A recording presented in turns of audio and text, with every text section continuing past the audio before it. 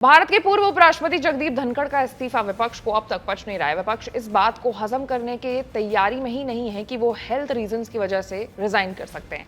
अब राजनीति के जानकारों की माने तो वो इसके पीछे किसी बड़े खेल के होने की अंदेशा जो संभावना है वो जता रहे हैं। सवाल है कि आखिर उस दिन क्या हुआ था, 20 जुलाई और 21 जुलाई के बीच आखिर क्या हुआ था कि धनखड़ जी ने सीधा इस्तीफा ही दे दिया। तो आज एक्सप्लेन बाय एबीपी लाइव में हम चर्चा इसी मुद्दे पर करेंगे। नमस्कार, मैं हूं आपके साथ आशीष सिंह आनंद।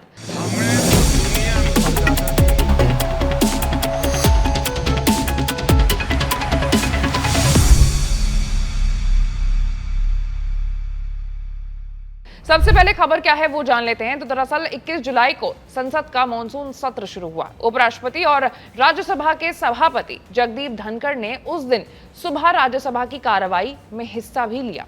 उन्होंने दिवंगत सांसदों को श्रद्धांजलि दी और नए सांसदों को शपथ दिलाई। इसके बाद विपक्ष ने ऑपरेशन सिंदूर जैसे मुद्दों पर चर्चा करने के लिए 18 स्थगन प्रस्ताव दिए, जिसे धनखड़ ने खारिज कर दिया। फिर दोपहर 12:30 बजे उन्होंने राज्यसभा की बिजनेस एडवाइजरी कमेटी यानी बीएसी की बैठक ली, जिसमें आगे की कार्रवाई तय की गई।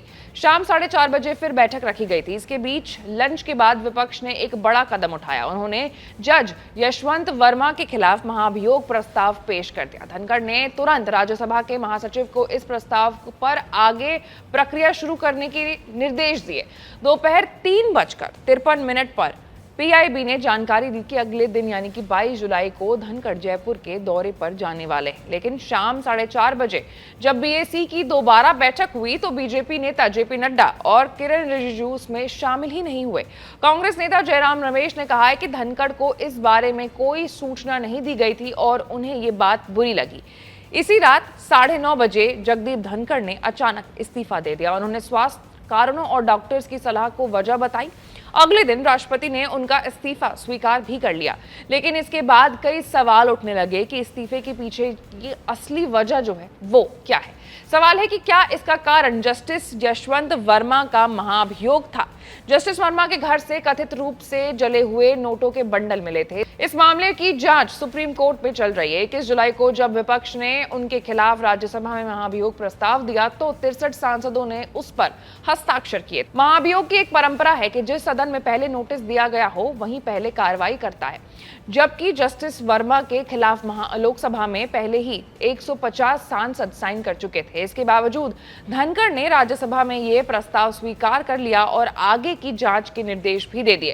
कहा जा रहा है कि धनखड़ खुद 3 सदस्यीय जांच समिति के नाम तय करना चाहते थे, जो सरकार को पसंद नहीं आया। इससे सरकार और धनखड़ के बीच टकराव जो है वो और ज्यादा बढ़ गया। आपको याद दिला दें कि दिसंबर 2024 में जस्टिस शेखर यादव ने एक विवादित बयान दिया था। इसके बाद कांग्रेस और अन्य विपक्षी पार्टियों ने उनके खिलाफ भी राज्यसभा में महाभियोग प्रस्ताव दिया। जानकारों का मानना है कि सरकार को आशंका थी कि 22 जुलाई को बीएसी की बैठक में धनखड़ इस प्रस्ताव को भी मंजूर कर सकते हैं। इससे सरकार के लिए संवैधानिक संकट खड़ा हो जाता है। राजनीति के जानकारों का मानना है कि सरकार चाहती थी कि जजों के खिलाफ कार्रवाई का नेतृत्व वही करे ताकि उस पर विपक्ष की चाल का ठप्पा ना लगे। जानकारों का कहना है कि जस्टिस वर्मा और शेखर यादव के मामलों में धनखड़ की भूमिका से सरकार नाराज थी। इसी कारण से उन्हें इस्तीफे के लिए मजबूर किया गया। कुल मिलाकर धनखड़ और सरकार के बीच मतभेद बढ़ते जा रहे हैं। विपक्ष के महाभियोग प्रस्ताव पर उनका रुख सरकार को पसंद नहीं आया। यही वजह मानी जा रही है कि उन्होंने अचानक इस्तीफा दे दिया। विपक्ष का कहना है कि उन्होंने केवल संविधान के अनुसार काम किया, लेकिन सरकार को ये रवैया मंजूर नहीं था। आपकी क्या राय है इस पूरे मामले पर? आप कमेंट्स में जरूर बताइएगा। और ऐसे तमाम बड़े खबरों से अपडेटेड रहने के लिए आपको हमारे चैनल को लाइक, सब्सक्राइब और शेयर करना होगा। मैं थी आपके साथ आशीष सिंह आनंद।